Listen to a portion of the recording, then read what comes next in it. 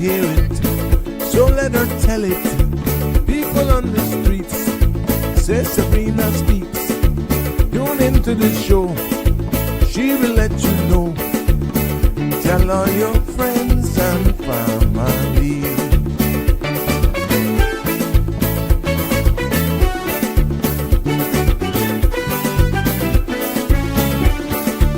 Real talk is no joke. You get the news straight up from grassroots and concerns. You can hear with some people gone. So tell all your friends to tune in to Good evening, Cayman. I'm Sabrina Turner, and welcome to Sabrina Speaks, your daily dose of clarity, truth, and community insights. Every weekday from 5 to 6:30 p.m., we're tackling the issues that affect you, from national headlines to grassroots concerns. Whether you're in traffic or winding down your day, this is your chance to hear it straight and speak your truth. So buckle up, Cayman. We're not holding back. This is the show. We gotta let you know. Now we got to go.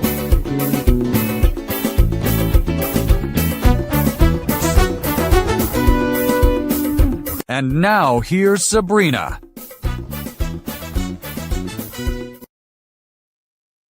Well, good afternoon, Cayman Islands. Good morning to our global family. Welcome to another edition of Sabrina Speaks, Voices of the Islands, Conversations for the World, and the podcast where voices rise, stories unfold, and inspiration takes center stage. I'm your host, Sabrina, and it's so good to be back with you today for another episode about readiness. Yes, not reaction.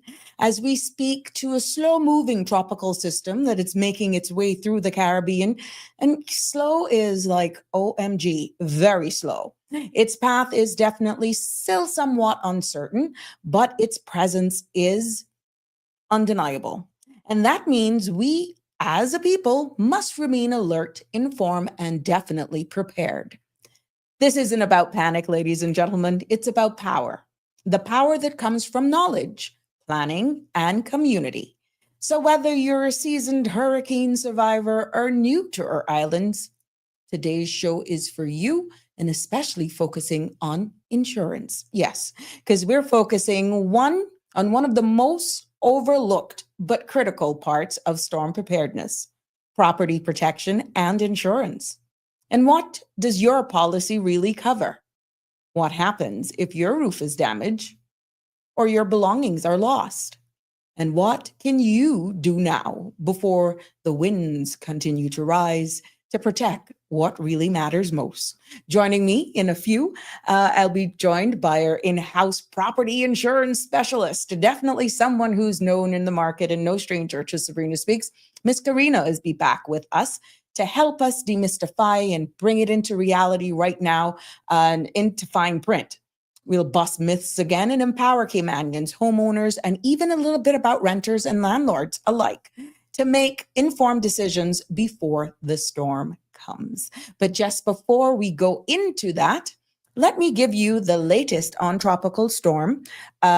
Right now, that the information that we have on the latest from the Cayman Islands National Weather Service. So yes, as of 4:30, Tropical Storm Melissa, and this is an update by the Cayman Islands National Weather Service, the National Hurricane Center continues its advisories on Tropical Storm Melissa.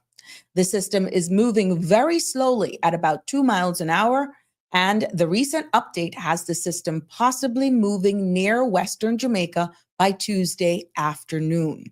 At this point, the system could be a major hurricane. There remains some uncertainty about the exact path the system will take, but the forecasted cone of uncertainty at 5 days includes the Cayman Islands.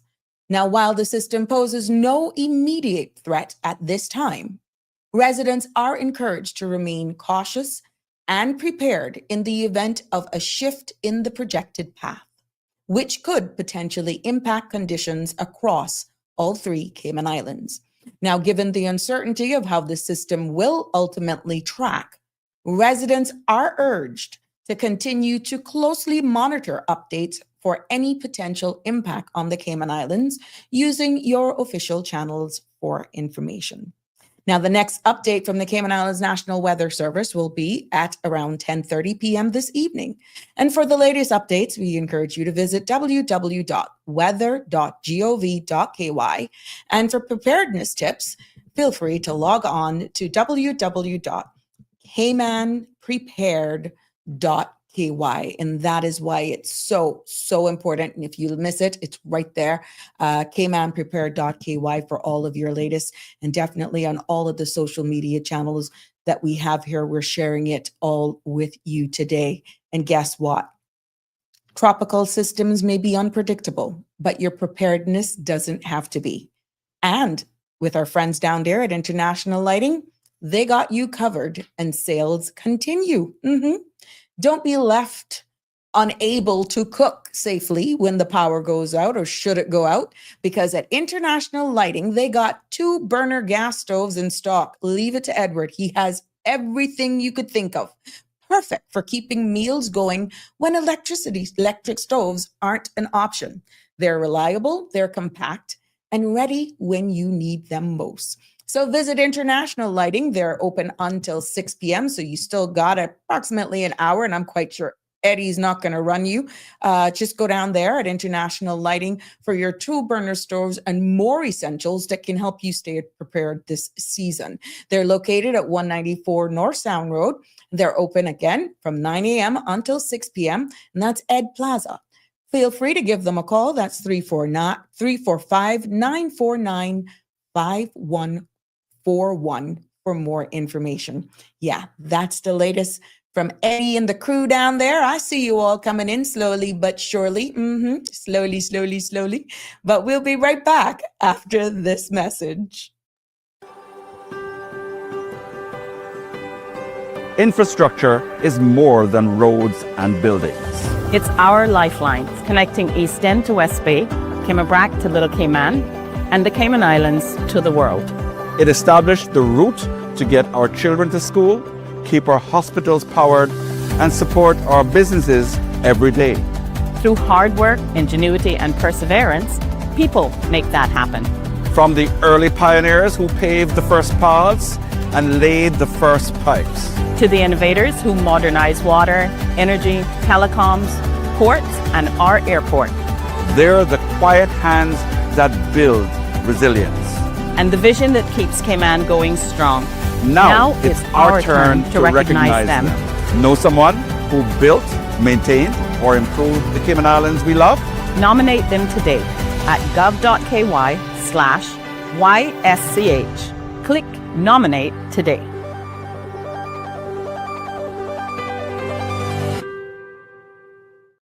That's right. And because it's that important why we played, and they have extended the deadline until the 31st of October, just for those of you who may just be hearing about it and want to see or find someone who actually fits under that criteria.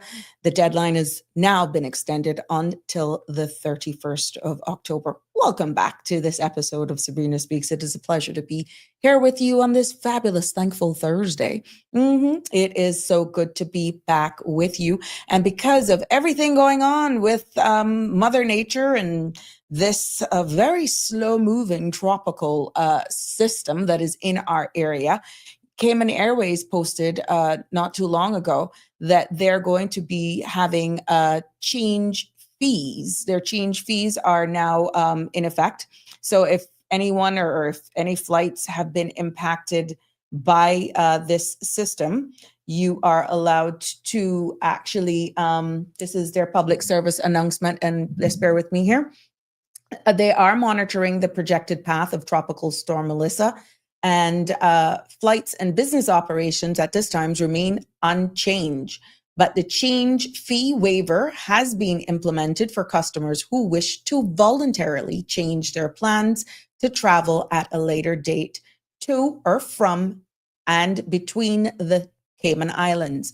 Now, customers will have to pay a change fee or fare difference if their changes meet the following, customers will not have to pay these fees if their changes meet the following requirements.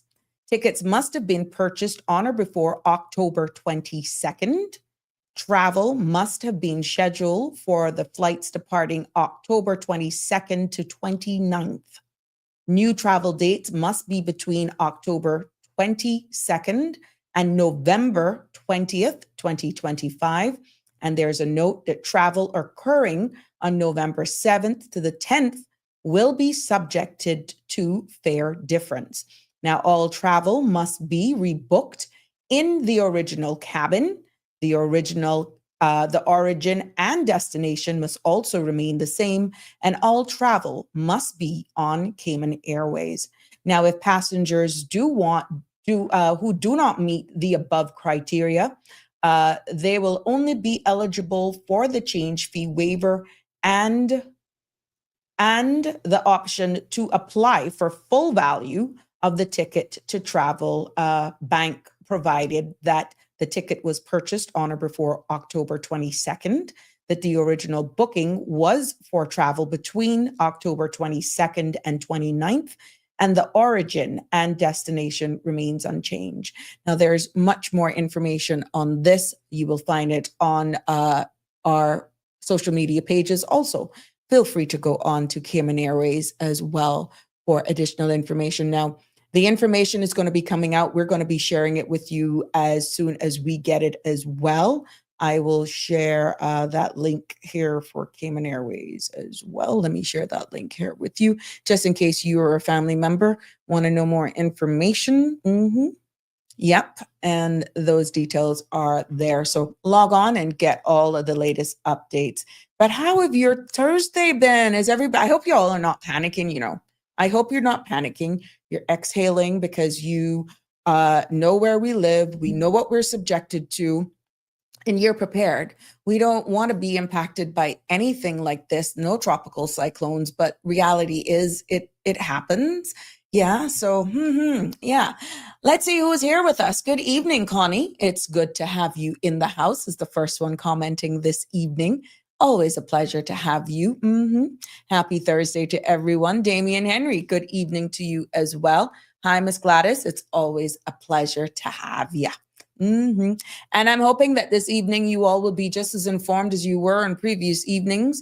I was in a toss-up between whether or not I have a general open mic for you today, understanding everything that's going on with all the happenings and the information out there about Melissa, even though she's moving slowly. She really has every meteorologist head scratching right now. Now, when you got a tropical cyclone that even AI models, as Brian Shields said on Sandra this morning, really, even those are like unpredictable or they don't know. That's something. Again, Mother Nature. So we just need to be prepared at all times, to be honest with you. And I'm hoping that, this one will be a thing in the history books, and for whomever is in the path, that, everyone will do their best to secure themselves, their property. And sandbag collections continues as well here in Cayman. And if you're living in low-lying areas, that you take the necessary precaution. It's important to have a plan all the time, to have a plan. And definitely, if you have to move, make sure that you are able to move to somewhere after securing where you're at before time.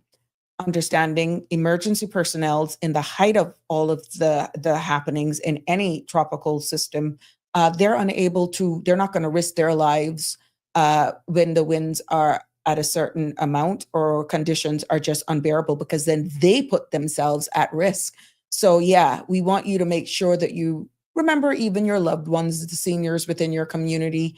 And the most important thing is to keep locked to reliable sources, understanding the power of media right now. You can go on any smart device and you can get it. I have been looking at the various different news stations, and it's amazing how everyone has this projected for everything else. And then you come back to reality with what's happening here, even though you may say ours is could be a little bit more timely. You got to get this right. Forecasting is someone like trying to predict the future.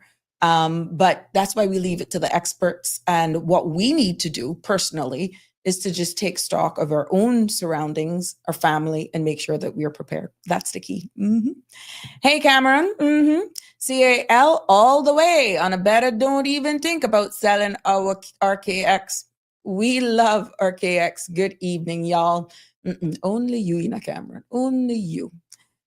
Cayman Water Company, panic. Oh God, did I see Water Company? Cayman WCC, panic buying already. Really? Trolley full of water, leaving price right, but better safe than sorry. Yeah, well, if you were all prepared for hurricane season, let's say from June, what I do personally, to be honest, whenever I go to the supermarket or I buy in bulk, I usually do, like in the middle of the year anyhow, I buy a little extra tin stuff and that sort of stuff. Like definitely your Clorox, like I'd always have additional bottles of Clorox. Those the Lysol ones, some wipes, alcohol, that sort of stuff. And like your tin foods, I will always buy 1, 2 of this and that. You have your flour and your beans and that sort of stuff. Oh my gosh. I see another one is confirming that cost you less and price right are RAM. And it's good to be prepared, but just don't buy the essentials. What's comical though, and share with me what you have witnessed. If you've gone through, I can go back as a child from Gilbert. Then you had Paloma. Then you had Ivan. Then you had, we know in 2021, we had Grace and all of those. When I did go to the store, now that I'm an adult, and you see people buying ice cream, make that make sense. I can understand toiletries, that sort of stuff, hand sanitizing stuff, cleaning up stuff, and that sort of, but ice cream? Unless they have generator, I'm not judging anyone. For those who have alternate electric source or you have, let's say, solar panels, fine. But to me, when you go, you look for your batteries or candles or charcoal for the grill. If you don't have a propane grill, that's the type of stuff that I would be looking for. And making sure that you have a little extra. Like I always do extra bottles of Le Bleu because this time of the year, instead of ordering 3 bottles, I will double up 6. And those are the 5-gallon bottles. So little things like that. And I'll get extra matches or those lighters, because you never know when you're going to need them. But there's some things that I see in carts. Yeah, I fast like that because people used to look in my cart too. But it's interesting. When you find yourself in the supermarkets at critical times like these, you kind of wonder, why would I be buying ice cream sandwiches? And even if I'm going to buy milk, if you have young kids for cereal, that sort of stuff, there's another alternate option. You got the shelf-stable milk that can stay off the fridge for a while. And good old Clem or Nido, you got the powder milk. That can last you a long time, and then it's in a tin. So things like that is where my headspace go to. But last thing I would be thinking of is ice cream. I'm sorry, Johan may disagree with me, especially if it's chocolate ice cream. But my headspace wouldn't be for ice creams and popsicles, that sort of stuff. Hi, Annie. How you doing, my sweet? How you doing? It's good to have you here. Yes. Tisha, thank you. Dress Down tomorrow is Pink Day in recognition and honoring of Breast Cancer Awareness Month. Yes, and you should see me. You know how much times this week alone my hand went to a pink, and I'm like, nope, you gotta wait until Friday. Real men wear pink. I want you to share your pictures. It'd be interesting to get some cool pictures to see how you guys are in the office, because even if Michelle comes our way, it's not going to be until next week. So it'll be interesting. It'll be interesting if you could share your pictures with me and let's have some fun with it. Let's see what the men do. Cayman WCC saw this at supermarket today at 1:00. Oh, okay. With all the people coming out. My goodness. Yeah. We're saying take it easy. I heard earlier on that there were some seniors kind of having a little panic because when you hear category 5, when you're hearing all of that sort of stuff, yeah, you kind of get on edge. And worse if you live by yourself. And I guess if there's any silver lining in this particular cyclone, if it actually comes into our immediate area, it's moving so slow that we do have time to actually prepare.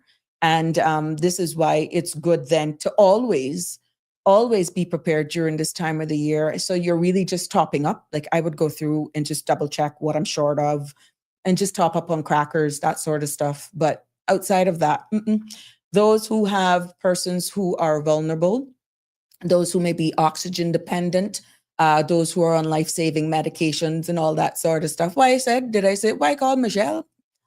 It's Melissa. Oh yeah, it's Thursday. Thank you for the correction. But if you got medication and stuff like that, you know how that goes. What the heck did I say? Anyhow, I would make sure that I will double check on my prescription medication and check all of my just backups and batteries, that sort of stuff. Cameron, people don't know about Nido. I bet you. I know it. So that shows that I'm coming from humble beginnings. And I know Clem too. Who's Michelle? Melissa. Melissa. Girl, Connie, you can't go by muted names. You can't go by me. But yes, I thank you for the correction. Melissa. She moving so slow, I even forget her name. Yes, it is real. Cayman WCC, thinking about it, by the time we do find out the direction, maybe Saturday, will the supermarkets open on Sunday for people to stock up? That's a good question. Normally they're flexible though, Cayman WCC. They are flexible whenever cyclones like this are in the area. You will have staggered hours. You would see extended as well, as long as it's safe. And remember now, they also have their staff that has to go home and make preparations. Sometimes what they will do, they will probably allow persons to take care of their personal property and give them staggered work hours so that they can also take care of themselves. This is where our frontline staff and especially our uniform service personnel, they have families too. And, when things like this happen, they're on high alert. I'm quite sure they're all meeting right now, discussing a plan and all that sort of stuff. My aim is there's hopes of having Hazard Management on tomorrow on Sabrina Speaks. So I'm excited about that to hear. And by then we will have additional updates as well in regards to that. So, but it is something when you have systems like this, and for those persons who are here for the first time, this is not our first rodeo living in the Caribbean, but you never know. And a lot of things come back to mind with Ivan. 16 hours I can recall sitting on top of a washer and a dryer under a stair, how the laundry was. It was in a rented area, a rented villa. And that's where I sat for almost, 12, 14 hours. And you could just hear everything outside. And that was memories of Ivan. And it was something. And all the preparations that was done, the place was boarded up and you had your extra water. And, I had my two boys were a bit younger then. When it happens, it's real. And that was my first time as an adult experiencing a hurricane like that full force. And you saw the water coming in, and I saw when it came up and when it went back down. And there were other persons who've had other experience through Ivan that is much worse. At least I was indoors. There are stories that I heard that people were in cars, that they had to tie rope around themselves and go to neighbors' houses and stuff like that. So to see where we are even on forecasting from then versus now, where the Cayman Islands has come from in our forecasting, what infrastructures we have, how we can talk about storm surge and all that sort of stuff. I'm excited to have the discussion with Hazard Management, fingers crossed, tomorrow, and we can engage in those conversations. But I would say we made a lot of progress in how we dispense information, how they have set up the emergency response mechanisms with all key stakeholders. And it's quite interesting how we continue to evolve here in the Cayman Islands as we are able to navigate. Good evening, caller. Welcome to Sabrina Speaks. What's on your mind? What's on my mind? I said they're talking about that they got open Sunday. For people Yeah. to buy stuff. Why see out there? They don't have nothing by Saturday. Way think about Sunday. I couldn't get the bread. I went last night and I couldn't get the bread that we use. People out there crazy. And I have for God, we not gonna get nothing. They out there killing themselves, spending all the little money. And when I buy no excess, but I couldn't even get the hard bread, but not what I use. And I don't buy the local. Because I don't keep my bread in fridge. And all you buy them today and you pay so much for bread, and by tomorrow when you look at got John Joe on it. So I buy the special bread, but they have 3 different the same brand but 3 different types. And first I never had not one. And then there's another. And this was from when? Yesterday or last night? Last night. And I went there almost like say after 8. And the guy said that they didn't know if they had any more. Then this one say, unless they got extra stock, because some of the stuff that's selling out, they don't have it in stock. I guess unless, and I don't think no boat done come by then. So I don't know, the minute people hear one little better, they runs out then. And that's what somebody was telling me from a hardware store. And I said, yeah, and what it does with, because you can only buy so much batteries, because if you buy too much batteries, after a while, then battery go bad. And I'm sure they have like lamp and this one, because I have plenty kerosene, well not kerosene, but the light that, because I got a lamp and thing. And I said, why these people a hurricane or a storm coming, they got to run out then buying, especially things like plywood and all that. Too, thank God I got shutters, but they don't put stuff up like that. And they out there buying like the same things over that they buy when barrel were coming or whatever. And that was the person had done me. She wonder what it does with them. Then they said they're not going to money. I said, exactly. I don't be wrong. Then my friend just come and tell me she was going nothing. I say, in Air Force, they say, price right. Yes, from yesterday, my friend told me they went to water and you couldn't get in.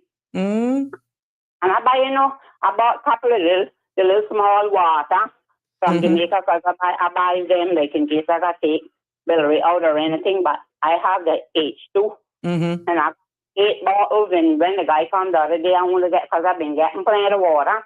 But them waters has an expiration date, and if you keep them too long, they taste funny. Yes, they do taste funny. We're not using the water now that we used to use, and I only get 3. I got about quarter one on my pool and 2 more, and that's all I have. If they come up, I'll go outside. They say we can get plenty of rain, so I'll go outside and drink rainwater. Well, thank you for that update. But yes, we are getting comments in that the stores are like mayhem. I don't think, God forbid, I don't think they are predicting that it changed, because like I tell you, I don't know what, and you're not the only one call it Michelle. I go to say Melissa, I say Michelle, so you know that was a oof. I don't know what happened. Why I'm saying Michelle, because I might be thinking about my cousin in Honduras, got a daughter named Michelle. That came out of nowhere. The same boat, she's an old lady, but the thing is what got me kind of concerned. It moving too slow. That not pick up at 2 miles, it must be real, it must be tired than me. That's what kills you. And then it's how 50 miles an hour wind it can pick up. That's a lot of wind. And with that wind, and then just moving slow like that, creeping, that will blow down everything, every tree you got in your yard, unless it got, I didn't want it. So that's the dangerous part. The heavy wind, and then that's slow moving speed. If it come fast, it will do a damage, but it go. But when it's so slow, and then that speed is still the same thing, it's just lingering. So I don't know what looking for. It must have lost something that it can't find. Well, thank you for sharing with us, and keep me up to date for all of those persons who are out there. Drop me a line, give me a call, let me see what's happening on the roads. Keep us up to speed. Tell me I can come east end. She got 2 rooms and she high, so I think I can consider. But I really floods bad. Okay. Yeah, and I know where you are up in there. Bags, and Heather promised she can bring them for me. Up in here. I'm not going to bother help me with nothing. It's sandbags. A door done go down. What? Oh my God. What? The door off of my little outside house. Look at that. How big Julian got cheese off feet. It's blowing already out there?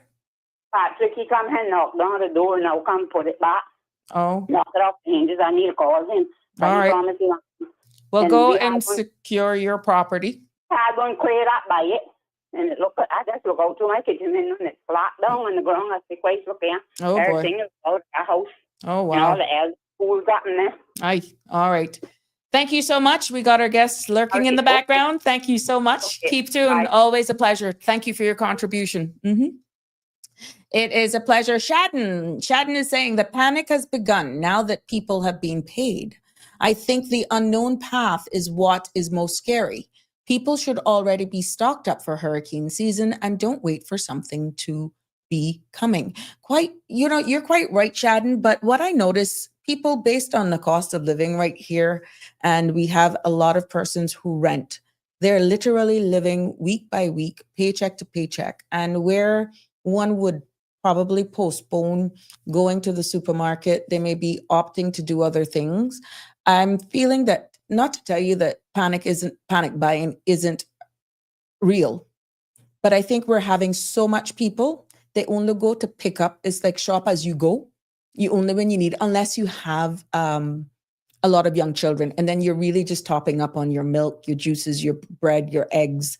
But with what I'm hearing, and I welcome persons to call in or to message me what they're seeing out there. It'll be interesting. But you're quite right. There was just government payday last weekend, but you never can tell. We don't want to, it's going to be interesting. And even when you do your monthly shopping, when you hear of a hurricane that lights could be out by extended hours, I guess that's where people is doing the excess. So very interesting. Thank you for your feedback there. Cameron, the rat race is real. Runya, please remind people to take their time driving on these roads. Yeah, Cameron, you're quite right. You're quite right. I'm getting that it's just crazy driving as well on the roads. So I'm hoping that you'll have more police out there just monitoring some of these high traffic areas. And there's no sense of just breaking the law when it comes to speed. Breeze is picking up significantly in Town. Thank you for that, my sweet. Wherever you are in the neck of the woods, keep us posted, 936-8255 to join in live, to let us know what's going on. And Karina is there. I'm get excited to hear what she has to tell us for these last minute people. Check up on your insurance. Well, let's go. I'm happy to welcome back to Sabrina Speaks. Hi, how are you? Hello, how are you guys? Good, good, good. Obviously, everyone's like stressing and panicking now. I'm getting a little bit of PTSD from Ivan. Yeah, it's real. Yeah, I think it's happening, but the only thing we can do is just be prepared and hope for the best. So yeah. Right. Thank you so much, my sweet, for coming on to talk more about, and as we prepare for whatever, some of the things right now, we're panic buying in the grocery stores, but some people, when was the last time they really picked up their policy insurance for property insurance?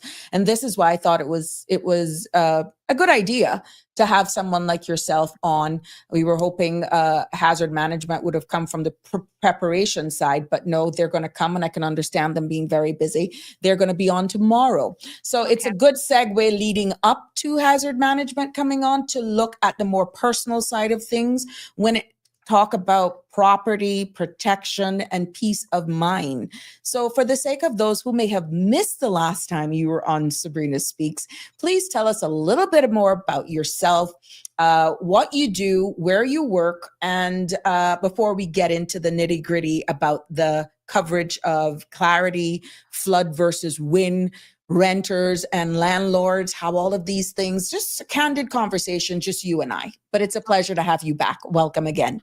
Well, thank you for having me. So, for those who don't know who I am, my name is Yarmis Hides, also known as Karina Hides. I've been in the insurance industry for nearly 20 years. Um, I do hold a bachelor's degree in risk management and insurance. So, I am a qualified risk manager. And in terms of what I do, my focus for the past 20 years have been mainly in the property and casualty space, where I do everything from homeowners, construction, commercial buildings and stratas, and some liability policies, as well as some employee benefits. So that is my background. I'm the managing partner of Concilium Cayman, where I head up the Concilium. We're part of a global firm, Eventum Group, and I head up the Cayman office here, along with my two other team members. So I am an insurance broker. So I do act for and behalf of my clients, not the insurance company. So I'm here to, just discuss some real life scenarios, some, Yes. you know, tips, and reminders of, the home, especially the homeowners, Mhm. so they can be prepared for in the event of this hurricane, Well, Melissa. thank you so much. And we will share your contact details again because it was very informative the last time you were on. And I hope that you got good feedback as well, post you being showcased here.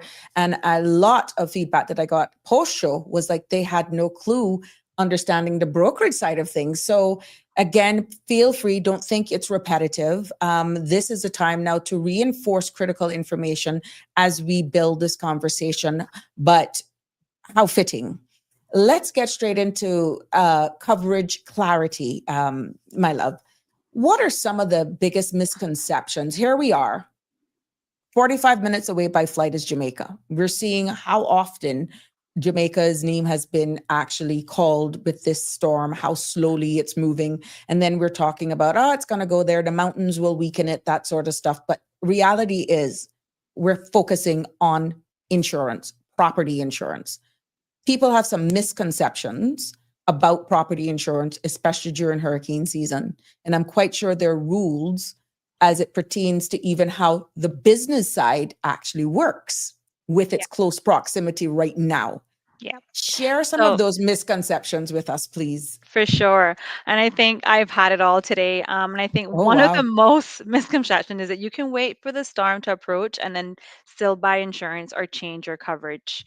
And no, you can't do that, because what's happening is now, once the storm is in proximity to the Cayman Islands, most insurers usually just placed a bind-in um, moratorium on placing any insurances.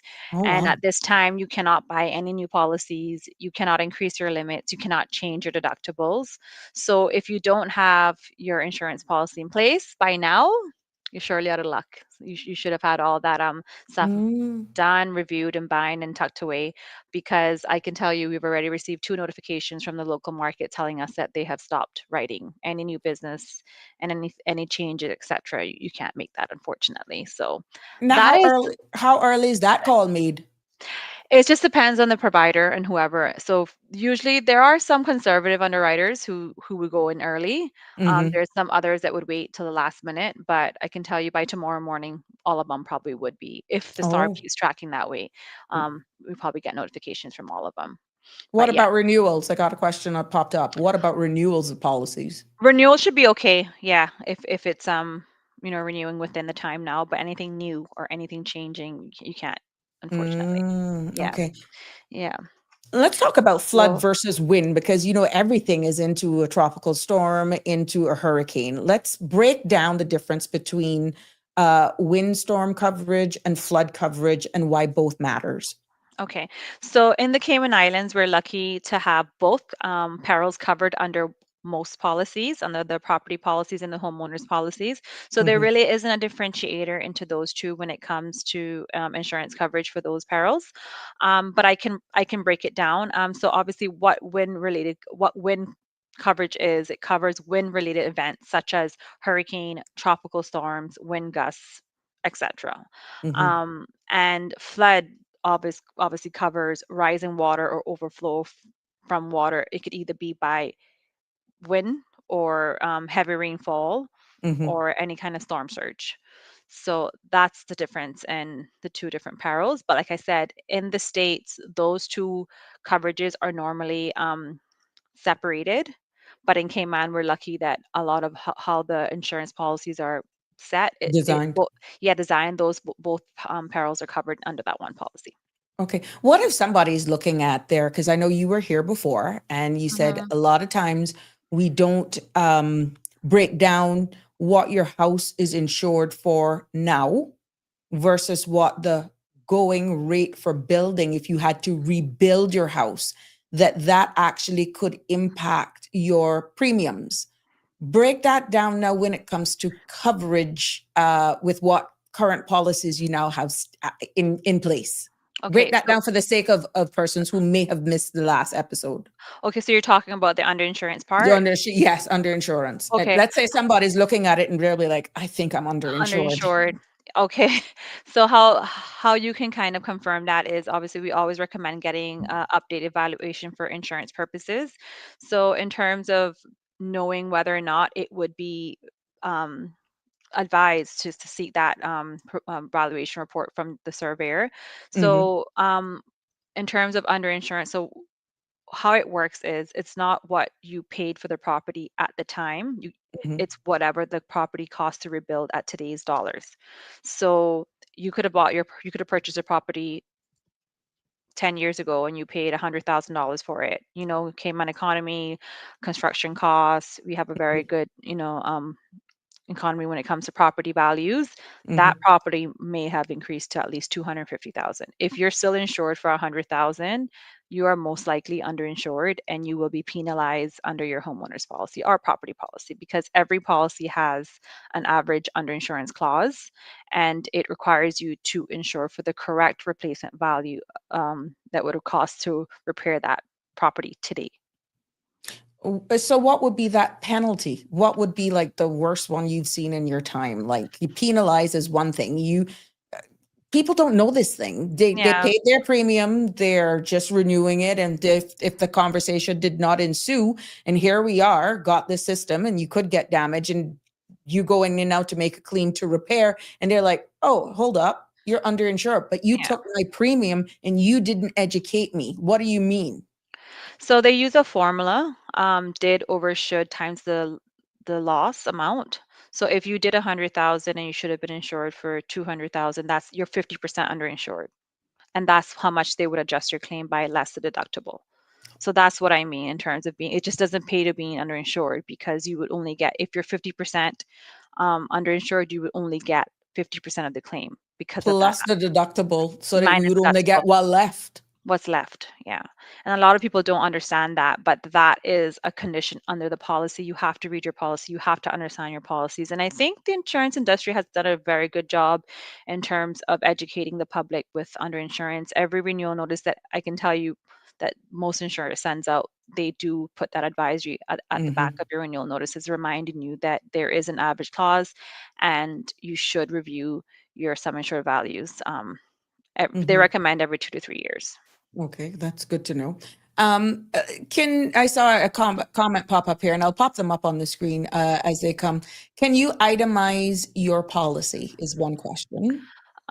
What do you mean itemize, like your contents? And then it says, Cameron, we need more context for this Yeah. one about itemizing your policy.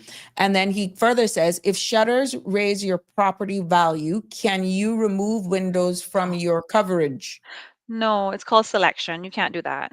No, you can't Okay. select what you want to insure and not insure. Yeah. Interesting. But you see where Mhm. he's going with it. And he asked the previous question. We Mhm. learned that from Ivan, is Yeah. what he further alluded to. Now, let's talk about those persons who may not own their properties. And as you are a broker and you're there Mhm. to look for the best, what should renters know about their rights and their responsibilities? So the good thing is if you're a renter, you're not responsible for anything outside of the building or anything that happens within the building. So one of the things that the renters should just make sure they're secured is their personal belongings and interior preparedness, really. I also encourage my renters to have renters insurance, which is also known as contents insurance. So if you want to secure your personal belongings, whatever your possessions are, you could purchase a contents policy that covers all of your personal belongings and itemize if that's what Cameron is talking about. Okay. You can itemize what you have. Specifically within the contents policy to make sure that you've captured everything in each room that you have stored, Hmm. etc. So Hmm. all your linens, your shoes, your bags, whatever it is that you want to protect from a hurricane Smart exposure. devices and all that sort of Yeah, stuff. Or maybe just you may have itemize it. Yeah, You may have itemized. heirlooms, you may have nice pieces of jewelry that may have a medallion or something. These are all the things that you can, even though you're a renter, you may not be responsible for the structure, the fridge, the stove, but your personal belongings, if you were no longer a tenant, everything that you take out and take with you, what I'm Is your understanding, can response? be insured. Yeah, your personal belongs. Yeah. So is there then comes, and this is just for general conversation, hmm what then would be your advice to landlords? Like, what should landlords be doing to protect their tenants? Understanding the importance Obviously, of that. yeah. So they should send an official communication letting know that there is a storm coming. They should be prepared, and to put any emergency contacts on the list, and advise if any shelter information is available, because Mhm, sometimes the property where they're renting is not safe to stay. So that would be a good advice for their tenants. The landlord should also secure their property structure to make sure that everything in the building is, if it's a hurricane rated building, proper building, that the roof, the windows are all maintained and secured. Protect the common areas around the property. That's another one. mhm, um, and just make sure they document everything, before the storm, so that if there is a claim that has to be made after the storm, they're able to have those pictures and videos available. mhm. Yeah. Now, I know it's probably hard because you said you have to itemize it in order to get, but just for the sake and the purpose of this episode, what is the average cost and like for your average, let's say someone in the construction industry that may want to do minimum property insurance? They may have their laptop, they may have their personal effects, their shoes, their clothes, equipment that they use at work. What an average, what would it look like? Yeah, so there are minimum premiums. So if you were to insure for like 20 or even $10,000, it's like $500 a year. So A it is year. recommended. Yeah, and it comes with liability coverage as well. So it's pretty affordable if you're a renter or tenant. Obviously, Mhm, if you have more valuables that you want to insure, then it obviously they apply a different rate for those mhm, expensive items. But general, like your linens, your towels, your just general stuff, carpet, whatever you want to insure, your anything that mhm. belongs to you. Yeah, it's fairly affordable. Now hmm we're talking about personal effects. Could somebody, as a tenant, even consider a policy that would include should where they're renting becomes damaged, that they have a built-in part of it, that temporary accommodations would be available as well? Yeah, it's called tenant improvements. So if you were to go in and you know, improve something and you want to ensure that, you can do that. So Interesting. any Mhm, fixtures and any fixed, if you're allowed to, because there's a lot of rules within your lease, mhm. you could insure for those Oh, leasehold wow. improvements. Yeah. Okay. Now let's Mhm. talk about documentation tips.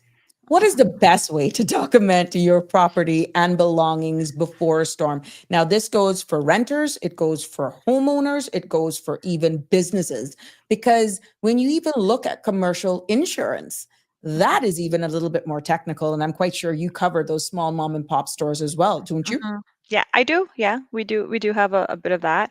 So one of my tips would be is have lists. Have a list of your for the mom and pop stores, have a list of your stock, your equipment, anything that you paid money for, it has value and you would want to cover in event of a hurricane event. Yeah, just have a list. Take pictures of your information and just have everything up to date, because in the event of a hurricane, that's the first things the insurer is going to want to see, and want proof of Hmm. your itemized list, and Hmm. actually having that possession in your business or home.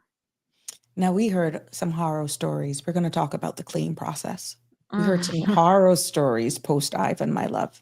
Mhm. Please, if someone experienced damage, what is the first step they should take? And what can actually delay their claim? Now that's very broad, but I'm quite sure if we got some brave callers to say what they experienced after Ivan, and the word adjuster was almost like a trigger. They didn't want to hear the word adjusters or the title adjusters. But really, what could delay the claim? And let's talk about claims process in its entirety. Yeah, so I would recommend just be organized. If you have all your ducks in a row and you have all the documents that the insurance company is requiring you to have to submit a claim, just make sure you have that in place. at the time when you're submitting your claim documents. So the first thing I would recommend is definitely notifying your insurance broker or the insurance company of a potential claim, or that you want to make file on your policy, because there is a 30-day claim notification. Most policies do have a 30-day claim notification process, so do it immediately. Mm-hmm. Um, Second, document the damage, to make sure so that you can show proof that this was what happened to the Mm-hmm. insurers. And then third, secure the property from further damage, because again, you have to be seen that you are doing your part in ensuring that there isn't any, you were negligent in just leaving the property unsecured, Mm-hmm. and that can go against your claim as well. And again, just making sure that when you're completing the claim form or whatever the insurance company is asking you to submit, you have everything in order. And you should be fine in terms of delay. Now, obviously, in a mass, if there is a catastrophic event like this, if this major hurricane was to come, um, insurance companies will be prepared for this event. So they will Mm-hmm. obviously have, like, I'm pretty sure by tomorrow, if we hear that this hurricane is coming, all of their loss adjusters will be flying into Cayman just to make sure that they're here to respond to the mass claim amounts that we'll be having. So Mm-hmm. I Mm-hmm. think after Ivan, I sit, and just so you guys know, I sit on the Cayman Insurance Association board as director, and we have talked about this at length. And after Ivan, we did learn, because what was Mm. happening is that the loss adjusters couldn't get on island because we had closed the Ah, airports. okay. So now we have better plans in place. So I can guarantee you that if there is a shift in terms of that being a threat to Cayman, a lot of the most insurance companies will have their loss adjusters. They will be having meetings into how they're going to come back to make this more efficient, a better experience, Yes. than Ivan. Yeah. Hmm. Now, for putting it into context, we heard that the different categories of hurricanes, tropical storm, category 1, 2, 3, 4, 5. Now, is there a difference when it comes to policies, like, or when you actually do an insurance policy, it covers all categories should damage is sustained? Because there was some talks about, oh, there was some cap would don't cover category 5. No. We're demystifying this right now. We want only facts. Yeah. So no, most hurricane policies written in the Cayman Islands cover tropical storm, hurricane, windstorm from one. Once it's declared a hurricane or a tropical storm, your policy covers it. So yeah, that is definitely a misconception that a Cat Hmm. 5 is not covered. Once it's called a hurricane, no matter what level it is, major hurricane, it's covered. That's a covered peril in under most insurance policies. And what about those who are living along the coast, like coastal areas? They're I'm quite sure they're able to get insured. What does your role look like when someone comes and says, "Oh, I'm on a waterfront property"? What is that Um, like hunting for a policy? yeah, it's okay because again, the Cayman is how the reinsurers look at Cayman. It's a flat jurisdiction, so whether you are in the water or not, like the risk is basically the same, but See, obviously you're more really? but you obviously are more exposed if you're on the water. What Mm-hmm. most insurers do, is they will apply a slightly higher rate and increase the cat deductible to a Mm-hmm. 5%. So instead of buying the regular standard 3% of what Mm-hmm. the market normally offers, they won't provide a quote to you, with that same terms. They'll increase the deductible to kind of mitigate, the mass event in the event of Mm-hmm. a hurricane. Okay. But yeah. Now let's look at policy gaps. There are common exclusions or limitations. Are there any Yeah. common exclusions or limitations that people can overlook? Yeah, you have to make sure you read your policy.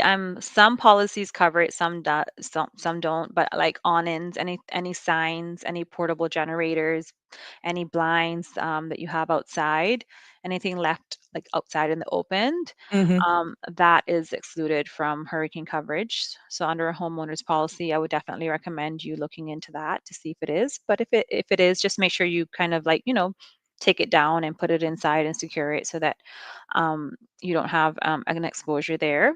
Mm-hmm. And then under the contents section of the policy, we touched on it a little bit about itemizing it. And Yeah. yes, so there is a lot of the policies limit the high high-end valuable items such as like works of arts, jewelry, anything that is considered valuable.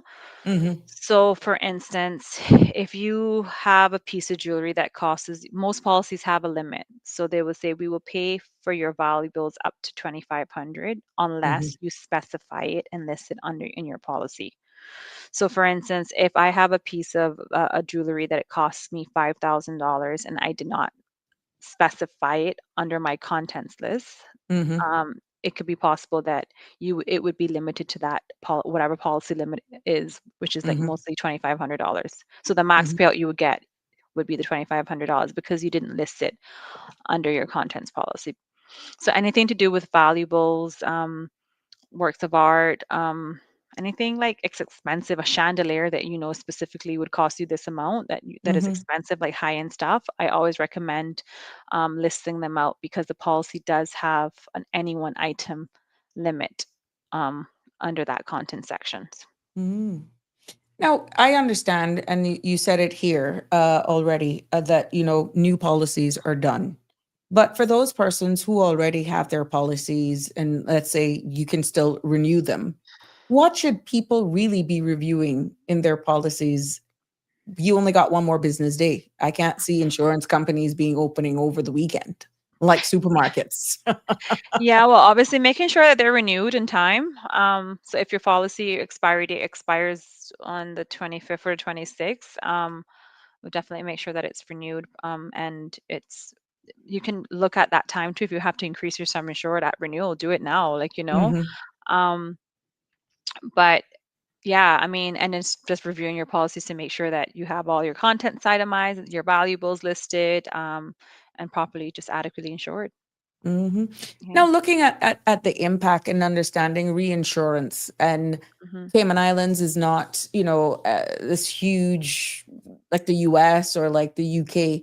How does reinsurance impact even the rate that you pay or what your premiums will be? Because we've had a very good season, we must say that much, but it didn't really impact the cost of premiums. And here we are now, possibly looking at maybe Cat 5 in the next couple of hours. We don't know. We don't know. There's so much unknown. How can that impact even the way in which claims are processed and looking into the future? Okay, so from a reinsurance perspective, I think I kind of spoke about this at length in our last call. So, how it works is your local insurance company is probably reinsuring your risk 95%, and they're only keeping or ceding 5% of the risk. Hmm. So, you have facultative reinsurance and you have treaty reinsurance. So most local insurance purchase treaty insurance. So what they do is they reinsure their portfolio of risk and they cede, let's just say 5% of it. So that rate when their insurance comes up for renewal, their portfolio comes up for renewal is set at that time. So, Hmm. so in terms of paying claims, they shouldn't have because they've already taken consideration. They've done already catastrophe modeling, maximal probable loss outcomes, and that's how they're able to arrive to what the insurance premium you are Hmm. paying is the correct premium based on the risk exposure of that company that what they have. So there shouldn't be any effects there. If a Hmm. claim happens, they pay the premium. That's what you paid. You have a contract for. They promise to pay Hmm. X, and you will be getting X less your deductible, subject to policy terms and conditions. So that shouldn't really affect anything. Now going forward, I was really hoping that we weren't going to have any disasters, but look, we're still not we're still good. Because the property market has shifted to a soft market where the insurance premiums were coming down, and we were seeing rate reductions. And it was mainly driven because of capacity. Now, what Hmm. that is, I mean, and I'll try to break it down in layman terms. Capacity is where you have people offering to pay and buy reinsurance. Before it was limited, and there wasn't a lot of investors investing in insurance vehicles. So that has now, the market has now opened up. There's a lot more people investing in it. So there's options where insurers can go and buy reinsurance from. So that's one of the main reasons why they were the rates were coming down. And obviously, we didn't have such drastic hurricane claim Exactly. experience. Yeah. And So you see the question that is asked by Cameron, what's the difference between an insurer and a reinsurer? okay, so okay, so how do I break that down? So an insurance company is the person who you go and buy insurance from. Hmm. Then the reinsurance buys, then the insurance company buys reinsurance. So that's the difference between those two. So it's like a double safety. So one pays out the other, like a co. Like Exactly. when you go to the bank, like you have a co person. Yeah. So you have the insurance company. Let's just say if you purchase a $100,000 policy, they are then buying reinsurance for $95,000 Hmm. out of that $100,000 policy. So that's the difference. So then the Okay. reinsurance reinsures that $95,000, and the insurance company keeps $5,000. Five. Okay. I Yeah. hope that helps Yeah. So that's the answer, difference Cameron. between them. So it's insurance for insurance. That's And after, that's the easiest. Yeah. otherwise, they're left holding the 100% of the bag, right? Yeah. And I mean, who wants to keep that liability on their books, right? Right.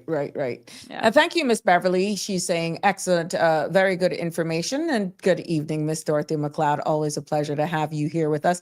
Anthony is saying, if I list an expensive piece of jewelry, will that also cover for theft throughout the year or only loss during a hurricane? Yes. It'll be covered for theft. Hmm. So there we go. See, we're getting all of these. Now, what if somebody already has a policy, hears you here, understanding that you have one business day and want to visit you to go over what their policy is because you can do such a darn good job of putting things in layman's terms. Can they do that? Can they come to you? Yeah. With the option that I can get an opportunity to quote when it comes up for renewal, then yeah, I'm happy to provide my services. No, good. Look. You know what? You're not working for free, Yeah, But exactly. because people don't understand, the devil is in the details. And if you really don't understand, you are a broker. And instead of pretty much just going on their own, allow you then to do the groundwork for persons, because I don't think people understand the role of a broker. Yeah. And this may be an opportunity for you, for the sake of those who don't even understand yourself as a broker and what your Yeah. company does, to just break it down in simple terms for persons. And I know it's hard to speak about yourself. I know it's hard for you to actually promote your business, but now is an opportunity because, as you rightfully say, when they're up for renewal, they don't necessarily have to go back. This is by Yeah. no means taking business or food out of anybody's mouth. This is just the facts of weighing options, because you could look at the market in its entirety and say, look, well, Sabrina, why won't you think this is what I found? This is what you gave. Like, how can people be prepared to have the conversation with you being an insurance broker? Okay. So let me put this in layman terms. I tend to talk, and when I'm talking, I'm talking all the insurance jargon, and I kind of lose people. So in simple terms, an insurance broker acts as an intermediary between the client and the insurance company. So our role is to help our clients identify risk exposures, manage the insurance coverage, and obtain a policy that best meets the client needs. Is Mhm. that simple? Simple enough so that Yeah. you're going to bat for me is what I'm Yes. getting at. So if You're you were going to to come bat. exactly. So if you were to come to me and you said to me, I have this property, can you look at it and let me know what would be the best advice, or what carrier would be the best to place this with based on my risk exposure, then I would Mhm, know immediately, because I know the market. I can tell you, well, carrier A, they don't like doing waterfront properties, and if they do it, they're mhm. going to charge you this amount, and I can't An do with arm them. and a leg. Yeah, or carrier B, they're very flexible. Once we do this, then we can delete this, up this. So we know the market because we are in the market every day, and this is what we do Mhm, for our clients. Yeah. So we're able to assess the client needs, provide expert advice, source and compare insurance policies, claim support. That's important. So, Mm-hmm. in the event of a catastrophe claim, we can guide our clients through the claims process. So, instead of you dealing directly with the insurance company, we're dealing with the insurance company and we're saying, no, Mm, this is not right. You need to pay X amount because this is what they have, etc. So, we're able to liaise with insurance to ensure the claims are processed fairly and efficiently. And yeah, so that's our role. And then in addition to that, we also do offer risk management and ongoing review to ensure that clients implement strategies to reduce risk and prevent future losses. mm-hmm. So that is our role really as an insurance broker. We're not the insurance company. I know a lot of times people call us and I think like, oh, asking us for like, and we can't even like, we don't set the rates. We, Okay. yeah, we're not allowed to do that. I mean, some brokers do have the pen because they do act as agents for an insurance company and they do Mm-hmm. have that set up. But Concilium Cayman is an independent broker. We don't act for any insurance company. We're independent and we sell for every insurance company, every Class A insurance company in Cayman and Right. Lloyd's of London. And we have access to other markets as well. Okay. Yeah. Now, what would you advise persons now? Because we got time. It's all preparation and making sure. Would you advise somebody to do around their house that, God forbid, if it comes in our area and should we get any form of damage that will make the claim process easier? Would you suggest with smartphones, pictures, videos? What tips would you give? Be it even a renter, what would be the most sound advice you would give to persons right now in general? Yeah. So obviously my first advice would be is be prepared, track the storm and make sure that you're aware of what's going on. Don't just be lenient about it and complacent because there is a possibility that this storm could come our way and then we get panics. And so I think always being prepared is my first sound advice. From an insurance perspective, again, just make sure that everything is checked off. You have a proper list for your contents insurance. Your building is secured, and your family, is medical items is safe. You have all of your personal effects that you need. If you need medicine, um, you Mm-hmm. have some cash, anything like that would help, Mm-hmm. this process. So it's just being prepared from all levels, no, from a personal level, from an insurance level, from a protection of families. So yeah, that would be my sound advice to the local team. The in terms of insurance, don't worry about it. Just make sure that, once you have your insurance policy, it will correspond. This would be a good time to test it Mm. to make a claim on it. So once you're adequately insured, you have your list, you have pictures, it will be fine. Your policy will What could correspond for you. what could you say has been the most thing that is most annoying that you see coming up that could delay claims? What do you see could actually delay claims that it constantly repeats and people don't even realize it? Bad documentation Yeah. or what? And what explain So what that looks like? so if you don't have a recent valuation on file, that could delay your claim. Because when the loss adjuster comes in to do their claim management, the first thing they're going to see your sum insured value. If they in any way feel that it's too low, the first thing they're going to ask is for a valuation. So then you're going Mm. to have to go and get a valuation to justify your sum insured value. So that takes time. Oh, wow. Yeah. So just making sure that you have all your ducks in a row, like all your documents, any Mhm, pictures to support your claim, etc. mhm. And remember to, I should stress this, there is a catastrophe deductible on your policy, which A catastrophe deductible, break yeah, that down in simple terms for us. so that is the deductible that you are responsible for in the event of a hurricane, earthquake, windstorm, anything to do with catastrophe events. You're Mhm. responsible for the first 3% of that Of loss. whatever your policy is. Yeah, so 3% of your sum insured. So if you are insured for 100,000, you Mhm, are responsible for 3% of that $100,000 before the claim. So what that means is if the storm was to come and you only have $1,000 in damage, mhm. you're gonna have to bear that cost. Because your deductible would be okay. Yeah, so they would Now only you understand why people don't like insurance. I know. I have But to I have to be very blunt. It's the truth because these are the things that when you go through, it's traumatic as it is, but then you're going to Yeah. go and you say what, and that's why people are like not understanding the terms deductible. At what point do you get to the point where your insurance provider writes a check? Now you're telling me this after the fact is why I think it's so emotive and people get angry, and you get this label that you all, that the industry are thieves, and when you Yeah. need them they're not there for you. Again, it's just education and at renewal and that policy exception to make sure you're asking these questions and that you're being explained properly what you're buying. Mm-hmm. And at renewal, you have time to, when you get your renewal notice, look over what you have purchased. Are your limits adequate? Is your contents policy has all the lists properly, and understanding that average clause, understanding the deductible. Yeah. Um, just again, just making sure that you're knowing what you're purchasing and you have a Okay. proper advisor advising you on what you're purchasing. Mm-hmm. So, and that's where the And broker comes in. there we go. You just took it out of my mouth, and you can take that all out of it. Just give you a call and have you Yeah. do all the work, and you'll break it Yeah. down in layman's terms and just make Yeah. life easy for everybody. So you don't really get angry Yeah. when, because you will go in uninformed or not as educated as you went in, Yeah. but you come out definitely with more information and a clear understanding as to what your policy, the pros, the cons, how you can improve it, that sort of stuff. Yeah.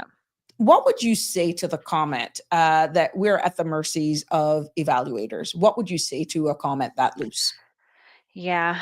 Um, yeah, that's a whole topic and conversation.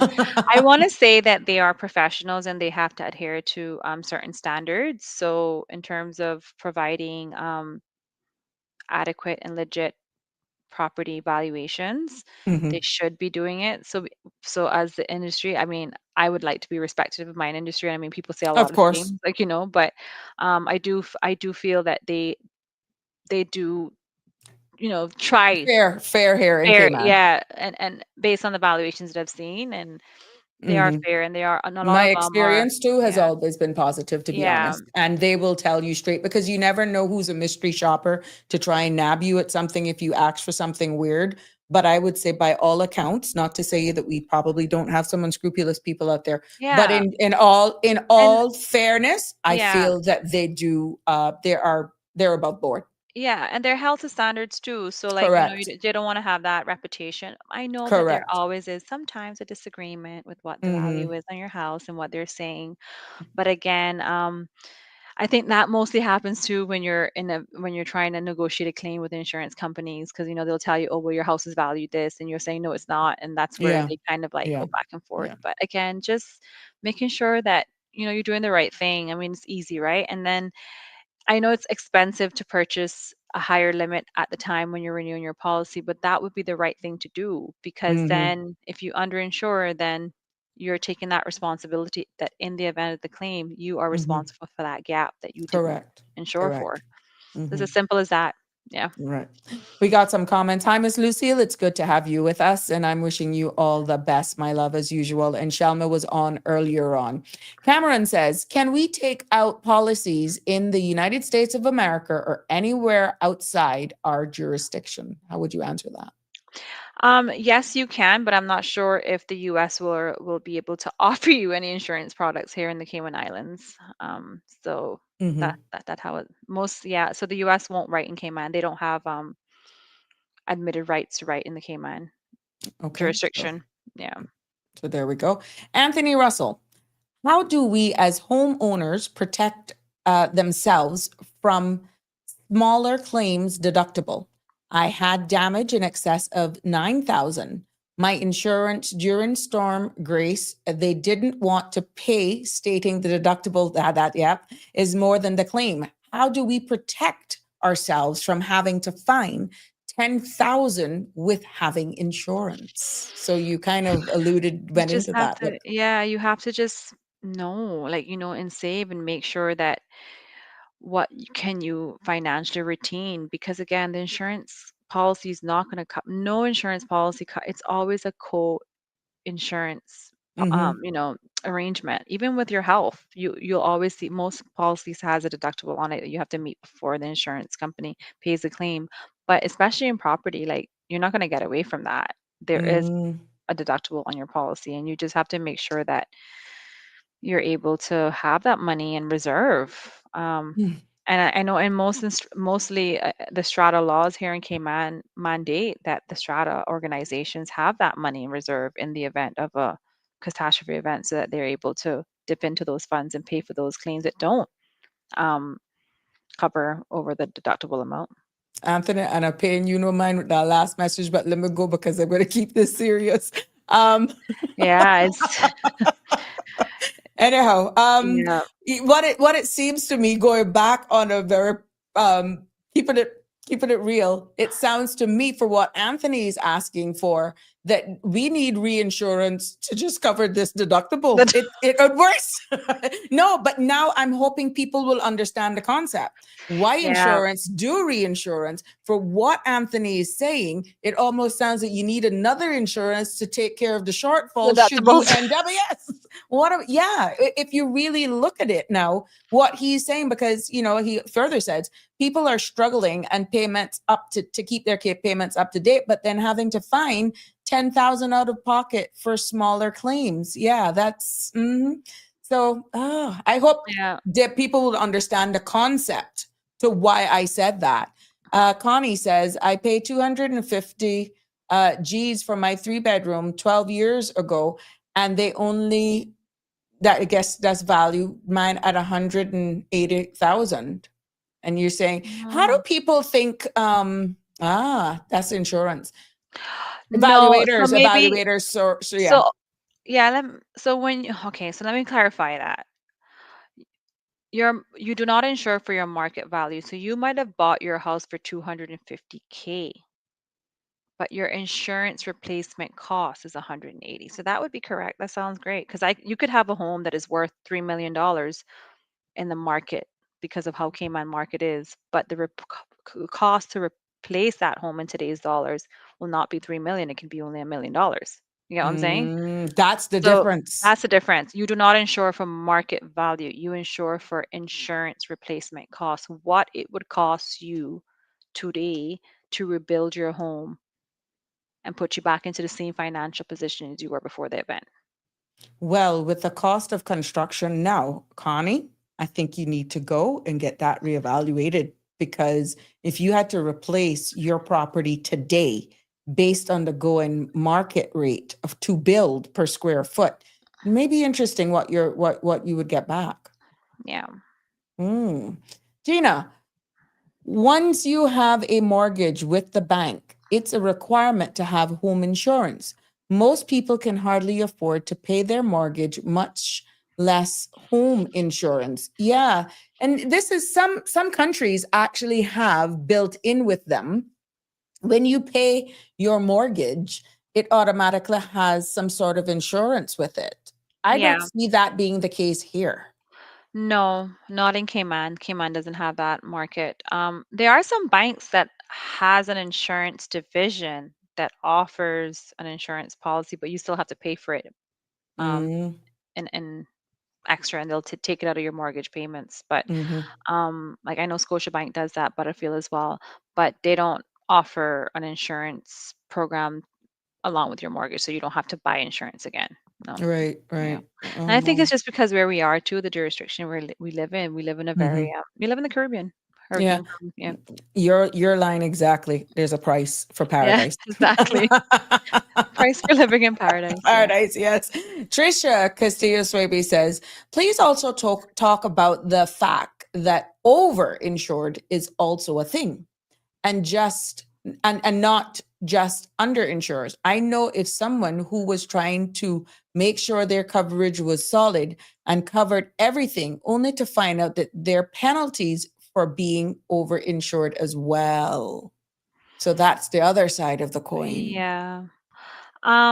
Again, we always recommend to reviewing evaluation. I mean, I'm not sure how you can be overinsured though. Maybe they probably insure for the market value and not the insurance replacement cost value. I can see Hmm. how that could happen, but again, their insurance broker or the insurance company should have caught that and told them that, you're not insuring for the right value. But I'm not sure about any overinsurance penalties. Would love to know more about that and see how that case was Mm-hmm. handled. Yeah. Yeah, Cameron made a very interesting statement here. Some land is worth more than the actual house that sits on it. What Yeah. would you say there? Still, again, it's contents, We it's the don't structure we that don't you are. insure land. Yeah. The land is always excluded from the valuation. So we don't insure land. We only insure the Mm. structure. Mhm. I know too, Cameron, that this is some 411 for you. That if the land is valued more than the structure, sometimes, and you still have a mortgage on it, some banks will actually waive your condition to have property insurance. Oh. However, you're still encouraged to get it, but then it wouldn't be a condition that is aligned with your mortgage. So ask your bank if you have a mortgage on a property where the property itself is less to replace than the value of the land. Some banks will say you don't need property insurance, which means your land, as you've said, Cameron, worth more than the structure. But some banks will work with you and say, look, because your asset, where that house is sitting, where that dwelling is sitting, and even though you have a balance, or even if your balance on your mortgage is less than what the overall value is, they will say you don't need to do the insurance, which is, again, that's why it's good to have a good relationship with your banker, your loans officer as well. And good to know your numbers in this case, because sometimes that can make a huge difference in what monies you save in your pocket in the month, or more that you can probably attach to the principal. Yeah. So these are things, just like how Yarma's hair can definitely go and do all of the searchings for you and making sure that you get the best rate and best value for money. Yeah. And those events too, when people have paid off their mortgages, a lot of the times they don't choose to insure just because they're like, look, we just can't afford it. We're retired, but I always encourage them to buy something. So I can offer them a policy that just covers fire and flood only, and theft, flood not caused by hurricane, obviously, because you never know, you might have a burst pipe claim that would just ruin your whole entire, It's true. yeah. Or the AC with the drip pan and not having the automatic switch and all. And you You and you come home. can't predict fire claims as well. So like I always say, yeah, I understand you might not be concerned about hurricane. My house did very well during Ivan. I had little to no damage. I'm not insuring anymore. But I mean, for me, like I say, you work so hard for your investment and you finally own it. Why not just have something like I said, even if it's fire, theft, and flood not caused by hurricane perils, and it's half, it's not even people think it's expensive. It's not even because obviously the cost of the insurance is really driven by the cat perils. So once you remove those perils from your policy, the premium goes down to half. So This is the first time we see this one commenting. yeah. Oh, I love these people who hide behind these names, but I would really love to know who some of them are. Not that it matters. But to be honest, it's funny how they come up with these names. Be Honest now says, how do you get the evaluation for the replacement value versus the market value of a property? I thought the valued only quote you the market value for the property. But what is the replacement cost? You have to specifically ask for a valuation for insurance replacement costs basis. Or you can ask for a full valuation that includes your insurance replacement costs. I hope that answers Be Honest now. Mm-hmm. Yeah. But you see, these are the things, and this is why it is so important for us to have fluid conversation like this in layman's terms, because just like how Be Honest asked that question, the average person wouldn't, it's almost like you got to come to school to go and have a conversation. And there's nothing wrong with that, which is why there's one thing of not asking or being fearful of asking what one may perceive as a dumb question or a stupid question.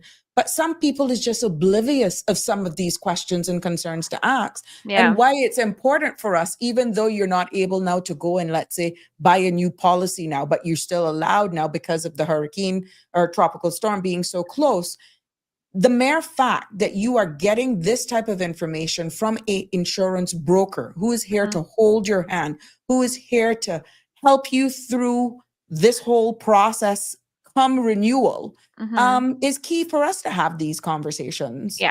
And Yeah. Yarmans, I really, really want to thank you for making yourself available to make this a reality, because I'm telling you, after the shows, people do come back and say, I am so happy that the podcast, we can go back because there was something that she said or a Nikki said that didn't make sense. And I was able to go back and look at it and didn't make sense. Yeah. That is preparing them now for the next time they go to sit down with either their insurance person or a broker like yourself, that they're informed, and you will see confidence build into your customers because they're coming from an informed perspective, and that makes the world of a difference. Yeah, I always said that that was one of my aims. I got into the insurance industry right after Ivan. I was one of those who were actually picking up those files and trying to save those files and scan them into the system so we can able to process your claims. And I always said that it was a traumatic experience. I saw a lot of like people not happy, and the industry did get a bad name for it. Right. And this is one of the reasons why I stay on the Cayman Islands Insurance Association board, just because I want to change that perception from the industry. We're not thieves. We're not, we want to pay claims. And I think if it wasn't for the insurance company or the insurance industry after Ivan came on, would have not been able to build back like how we did. I mean, let's just put that in perspective. The insurance companies paid out a lot of money to rebuild Cayman back stronger and better. We have better structures now since then. So I know it's frustrating. I know it could be annoying, but that is why we are here, the professionals. This is what we do for a living, and reaching out to your insurance broker or even directly to your insurance company and having these conversations can make a difference in terms of knowing what you're purchasing, because I can tell you the insurance companies are not here not to pay claims. They're just following what their contract says, what you signed up to.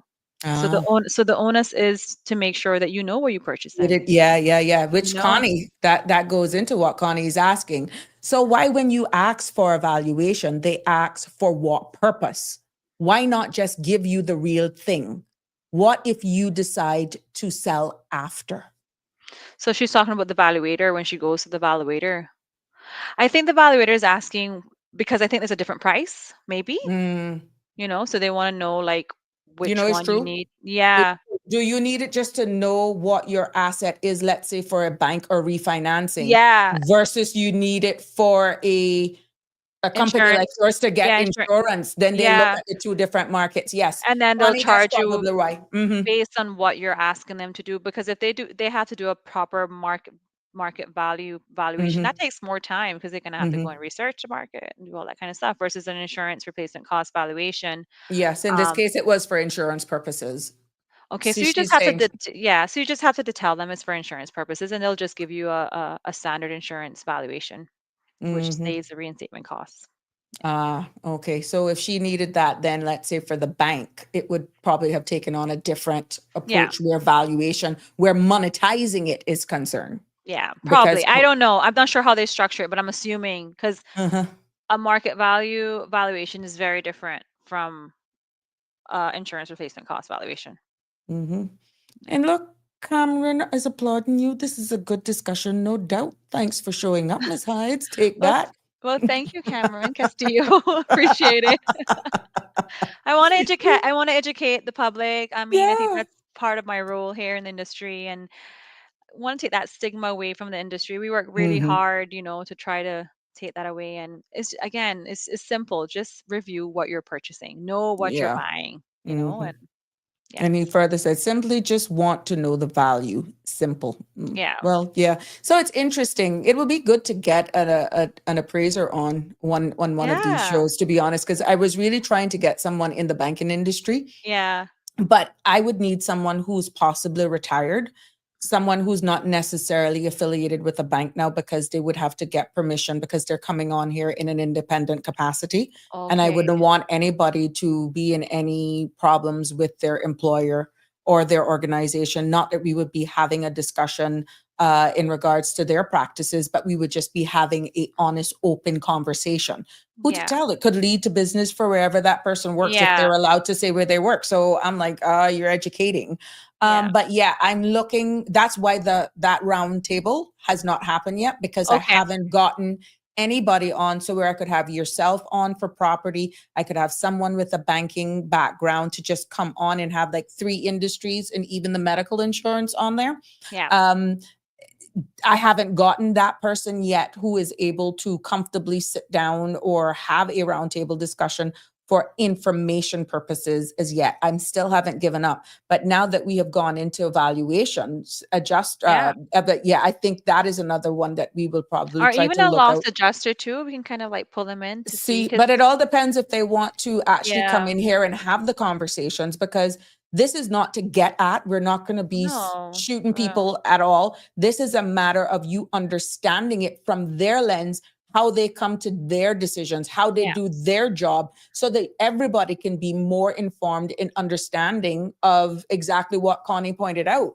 You know, it The would have been value. good to have, right? It would be good to have somebody who's working in that in industry to have just been able to break it down for the purpose of insurance versus for the purpose of the bank. Yeah. And in layman's terms. So yeah, I am not going to stop with bringing up these topical things, but my love, that is why the roundtable hasn't happened yet, because I Yeah. haven't been Okay. able to solidify someone in the banking industry. Even if they're retired, it would be good for someone to just be able to join you guys on. Mhm. Yeah, that would be great. Yeah, for sure. Because I have some learning to do as well. Yeah, So yeah, yeah, yeah. we'll See, all learn Cameron from is each other. asking. Correct. Cameron is even asking for a Yeah. real estate expert. I am still working on them. It's time, number one. And two, a lot of them have to get permission from their employers if they don't own their own business. But we had the real estate person on. Oh, no, no, no, no. She coming back on too.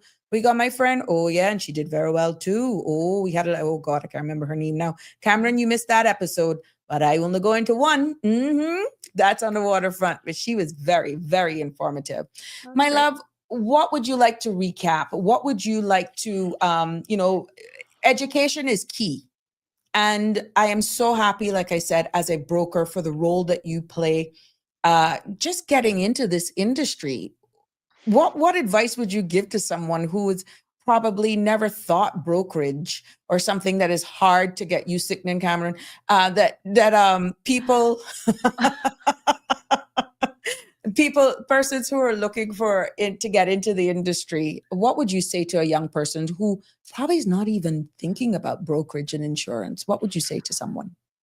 I would definitely encourage them. There's not a lot of young Caymanians in this industry. I feel that they feel that insurance is just a sales job, and it is not. It's a very fulfilling role, and you can do so much within the insurance industry.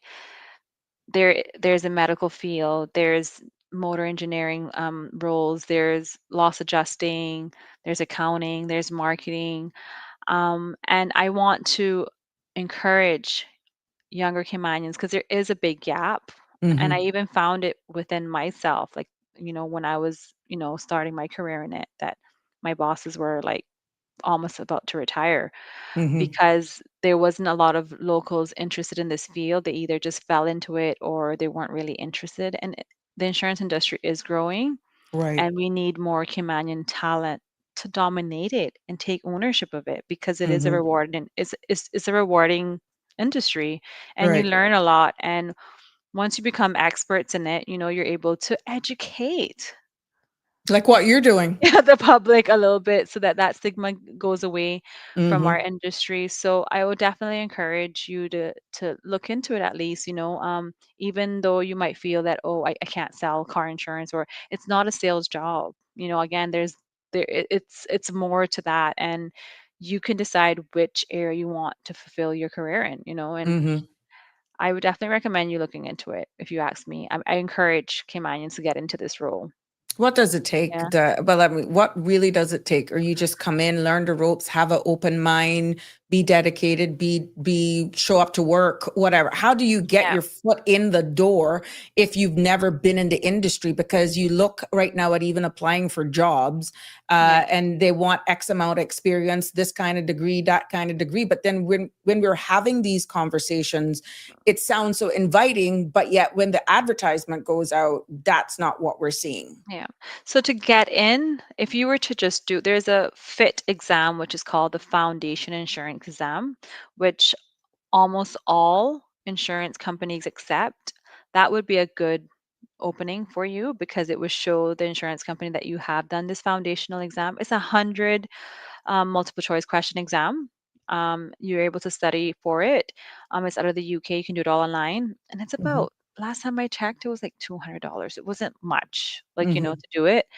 And once you get that, that would open. I can tell you, you will be getting calls from a lot of insurance companies because they're like, oh, he or she has a foundation insurance certificate, so oh, she would be a good fit to start underwriting, mhm, underwriting homes, rating cars, rating construction, liability. So, and then they'll train you. A lot of the insurance companies want, and brokerage, I'll love to train, and mentor young Caymanians mhm, into this role. So once you get that, the sky's the limit, really. It's not really hard. mhm. The medical side has a different entry level test, but that doesn't mean that you don't that you have to have it. I just Or like you you need to be a doctor or some Yeah, neurosurgeon or something. no, it's similar to the foundation. They have another one that they call it. I think it's AHIP. That's what they Mhm, call it. But what I'm saying is, if you do that exam, it's a game changer because when they look at your resume, they'll say, oh, they have the foundation exam, so they know the basics, so they will be able right. to come in and get trained up properly because you show that you're committed to want to learn about the Mhm, industry. mhm, So yeah, it's not really hard. And once you have the drive and you're willing and you're able to take instructions and want to learn, mhm. sky's the limit for you. Wow, wow. Thank Yeah. you for sharing that. And Yeah. that's investing in yourself because something as little as $200, that can go a long way at the end of the Yeah, day. don't quote me on that. I'm not sure. I No, know no, no, I'm that, just that was saying, like but years. Yeah, but no, no, but it's not like $3,000 or like you have to pay. No, it's like less than $1,000 for sure.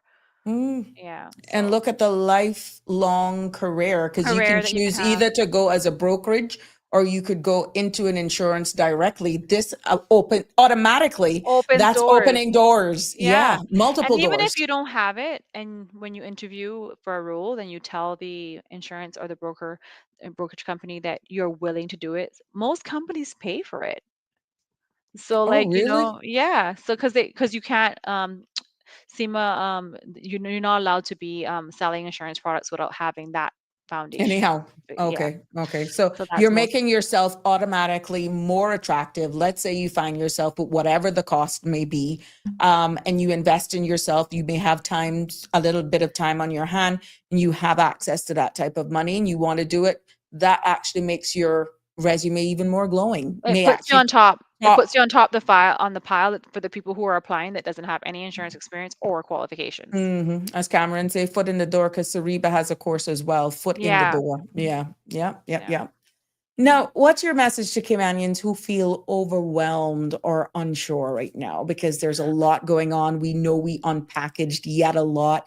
I Yeah. love the fact that you enjoy sharing your knowledge, educating and informing, and that lets people know that we're not in silos after all. You just need to be connected with the right people. Yeah, and I can tell you, I'm sitting here and I might look calm, but I'm a bit nervous because Really? Could yeah, never tell. I Could went never through tell. Ivan. Ivan was not a nice experience, Ah, like, so I do get flashbacks, etc. And, it could be nerve-wracking, but again, just try to stay calm, prepare yourself, keep up to date with the news.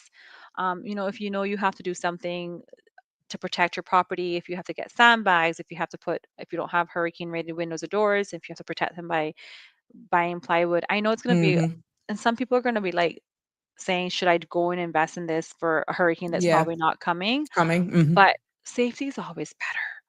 And, Mhm. and I always recommend just making sure that you're doing adequate amount Being of, proactive. yeah, Mhm. proactive, and try to stay calm. I mean, I have kids, so obviously just for the family, because it could be a bit nerve-wracking. The Mm-hmm. anxiety levels goes up through the roof, and you start to worry about your elderly parents or someone who's not mobile. So it's just making sure that you are ahead of the game and you're Mm-hmm. planning so that you're not able to get those anxiety attacks. I You're call it. right. Yeah, yeah. Well, But please. it is real. It is real, and it could be mentally hard on people, especially for those who have experienced a major hurricane. So, but there's still hope. I'm not sure. I haven't seen anything, no any recent updates, but there's still hopes that it's going to go up and we're going to be right. We're going to just miss it. So Mm-hmm. hopefully it does that. Well, for what I'm seeing, people were asking to see if I could get Mr. Woody on, and I'm trying to see if I could get him on to get an update as to really what's happening in the supermarket. So maybe we can calm this panic buying down and let people know that there are supplies there. I'm Yeah. just waiting, and hopefully he can call in and give us an update on that. I don't know. Maybe he'll join us tomorrow. I don't know. But let's see. But yeah, it is. I can imagine what it must be like for you, because here we are preparing, but your work really starts immediately Now, after. Not now. even. Yeah, so we're preparing. We already have team meetings. I've already I'm going to book a call with our head office in London Mm-hmm. because we would rely on their claims team and expertise to guide us, to assist us with the claims processes. Mm-hmm. So that's one of the things that differentiates us from other on-island brokers. We're able to get resources from our London peers. So we Mm-hmm. need to kind of plan out a plan as to what's going to happen if this hurricane comes. So definitely on a call tomorrow. We're going to jump on a call tomorrow and plan for worst case scenario for next week. Mm. So yeah, Oh, wow. Yeah, yeah, because we're seeing so much, and this is the thing with forecasting. yeah. 1 minute it's a category 3, it all depends on when it hits, but because the water here is so deep and yada, yada, yada, then you're seeing all on YouTube and social media, oh, Cat 5 could be impacting the Cayman Islands. That in itself Gives creates panic. anxiety and Yes, stress. and this is why we're saying keep tuned to local stations, because Mhm. they can give it to you in real time. You can look outside and see exactly what's happening, but at the end of the day, they're forecasters, Yeah, and it all depends on how far north you are, like Florida. Versus where we are right now, they may be thinking, well, after it passes Cayman, Jamaica, whatever the case may be, it could be a Cat 5. We yeah. don't know. It's We all don't know yet. forecasting. So Yeah, it's always good to, yes, be in the know.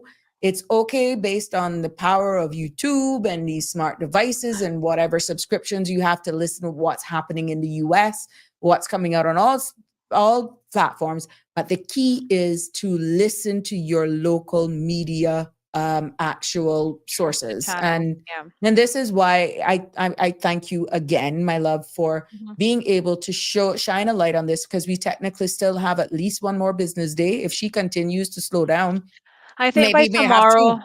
We will know yeah, where she's by going. tomorrow we should know for sure. And Mm-hmm. definitely by the weekend, if it does shift, then we should start preparing because Okay. come this way. But let's just hope for the best. Yeah, we don't want a storm over here, especially if it's a major hurricane. Mm-hmm. Yeah. Okay. Any other information you'd like to leave with us as a closing thoughts wrap up for the sake of those who stayed with us today, and definitely for their participation and engaging? Yeah. No, nothing really. Again, just make sure that from an insurance perspective, just check over your policies. If you have any questions, reach out to your broker or your existing insurance company. If you are my clients at Concilium, feel Mm-hmm. free to call me. I'm available and I'm happy to help. And yeah, we're all hoping and praying for the best, and hopefully nothing comes our way. Just for the sake of those, give me the number for them to call your company should you have new customers that are wanting to hear more, because they're so impressed at what you're doing here. Well, I'm so happy that they're impressed. So our office line is 745-5090. We are Concilium Insurance Brokers. We're located in Cricket Square, Mm-hmm. Century Yard, third floor. So yeah, just if anything, always you can always call, shoot us an email, and we are there for you, responding any questions you may have. Now, hold on, I'm just putting it up here. There we go. Mm-hmm. Let's hope. Yeah, there we go. There. We got it up there in the link below. Thank you. Yes, thank you so much, my love. Yeah. I drink lots of coffee. Make sure you also hydrate with water. Take your Yeah. multivitamins and be calm. Yes. Exhale. Exhale. And whenever you want a little that little downtime to take you away from reality, just call 936-8255. The family of Sabrina Speaks is always here for you to exhale. Awesome. It's Extra always resources. yes, because you enjoy educating, Yeah. you enjoy letting people know what's going on, and Yeah. that's why we're here for you. But I'll keep in touch with you, Yeah. understanding that you're going to be very busy, and Yeah. I wish you all the best. Keep safe, my love, and Thank you always a so much. pleasure to have you. Thank And you. thank you for having me. I really appreciate Sure. it. Okay. Take care. Bye. Bye-bye. Such a sweet soul. And it is always good to have all of this information. I got an update in real time from Woody, who has another engagement. Otherwise, he would have been on here. Just for the sake of you and letting know, and I quote, so far, we have not seen panic buying as the current track looks like Western Jamaica. But we are watching and will pivot however we need to based on any changes. Persons were asking whether or not they were going to open on Saturday, on Sunday. They have not made a decision at this point as yet. They're still looking at the projection, the path, and right now that call has not been made as yet. And this is on behalf of from Woody about Foster's Food Fair. And as you are considering or wondering about stock, he has confirmed we have stock, but of course, they, like every event, we will run out of some things. So right now, as it is, there's no official decision as to whether or not Foster's Food Fair will be open. Foster's IGA will be open on Sunday, but they are prepared and ready to pivot if or should Hazard Management Cayman Islands, is enacted but they have been reached out as well. But a final decision has not been made at this time whether or not they will be open for business on Sunday. And this is why it is key for us to keep abreast and up to date with all of the local happenings. And you've seen me put this up all evening about knowing exactly being prepared. There's a reason for that. Because if you go on to the caymanprepared.ky, there's a lot of information on there. There's also an app, and I have gotten confirmation that Hazard Management Cayman Islands will be on the Sabrina Speaks tomorrow. Yes. And we will have representatives from Hazard Management and the Cayman Islands Weather Service. So yes, we will have both entities being represented here tomorrow on Sabrina Speaks. That'll be live, giving you the latest updates at 5. But the next update is expected. This is the image as of 4 p.m. this evening. Tropical Storm Melissa, update from the Cayman Islands National Weather Service, and I'll repeat that for the sake of those who were just in tune and didn't have it, that the system is moving very slowly at about 2 miles an hour. And the recent update has the system possibly moving near Western Jamaica by Tuesday afternoon. At this point, the system could be a major hurricane. There remains some uncertainty about the exact path the system will take, but the forecasted cone of uncertainty at 5 days includes the Cayman Islands. Now, while the system posed no immediate threat, that is at this time, residents are still encouraged to remain cautious and prepare in the event of the shift in the projected path, which could potentially impact conditions across the Cayman Islands. Given the uncertainty of how the system will ultimately track, residents are urged to continue to closely monitor updates for any potential impact on the Cayman Islands using official channels and information as we're sharing here. So, and for tonight, from the Cayman Islands National Weather Service, the next update will be provided around 10:30 this evening, and I will definitely be sharing that with you. But you are encouraged, and let me just copy this for you. You're encouraged to log on to our local media channels for the latest and updated information so that you're always in the know. And log on. Don't forget, if you got family that is traveling or you had plans to travel, that there are change fee waivers, and you can go on to Cayman Airways, also on the Sabrina Turner Community Activist Facebook page for that update as well. And feel free to give Cayman Airways a call. That's 345-949-2311 for all of the latest information there. But yeah, I know it's 10 minutes. I want to thank all of you for joining me this evening. And here's another image for all of you who are in the QR codes. And we'll have more information to share with you tomorrow as well when we have Hazard Management on. And these are the QR. There's QR codes for family emergency plans. There's a QR code for that. And then for a community emergency for your CERT teams to know where they are and how they're active, there's a QR code here for that. And also for the National Emergency Notification System, as known as NEMS, there's a QR code for that as well. And you will know should anything intensifies or get more, you got to know your colors.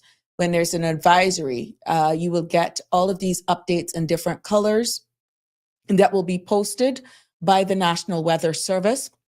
When there's an alert, when we're under a watch, when we're under a warning, when assessment and all clear. And all of these colors come with different meanings and what you should do.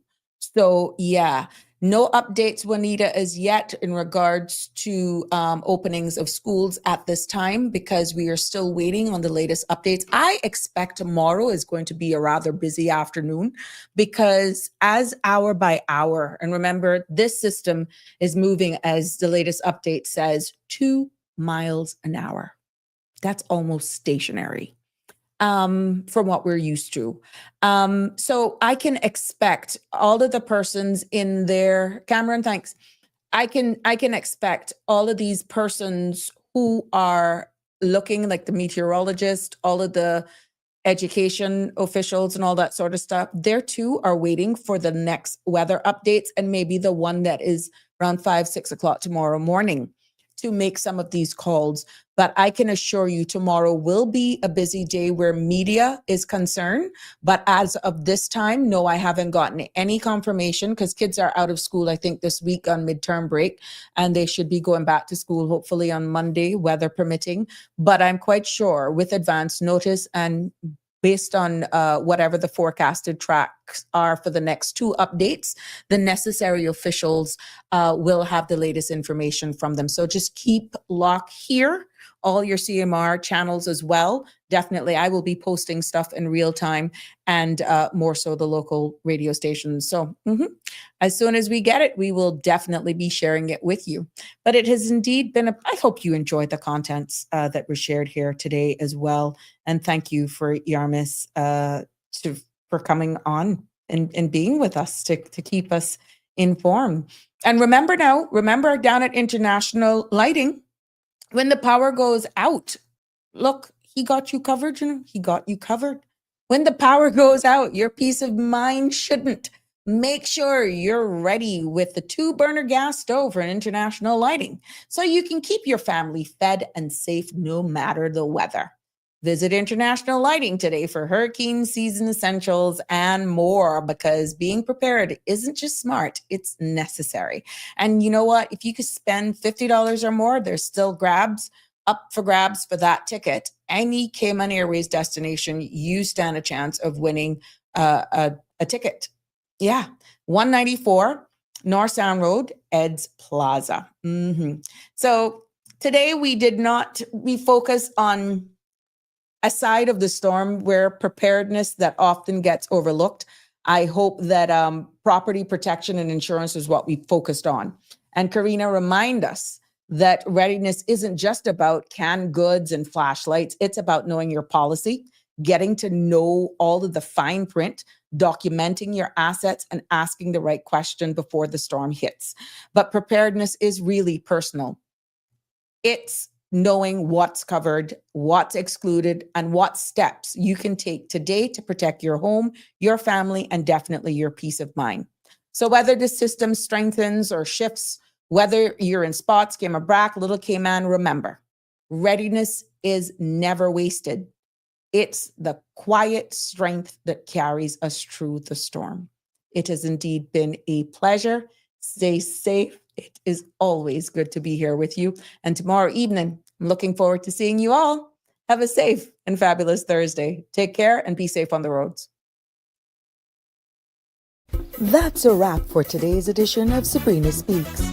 Thank you for tuning in and for being part of the conversation. Remember, the dialogue doesn't stop here. Stay engaged, stay informed, and most importantly, stay empowered. We'll be back tomorrow at 5 p.m., same time, same place, right here on CMR TV and radio, where your voice matters and your truth is heard. Until then, Cayman, take care of yourself and each other.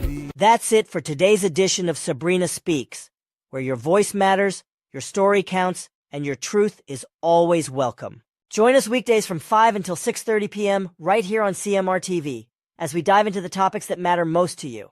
Catch the show live or on demand at cmrtv.com. And don't forget to follow us on Facebook, YouTube, and Instagram so you never miss a moment. Until next time, stay informed, stay engaged, and always speak your truth.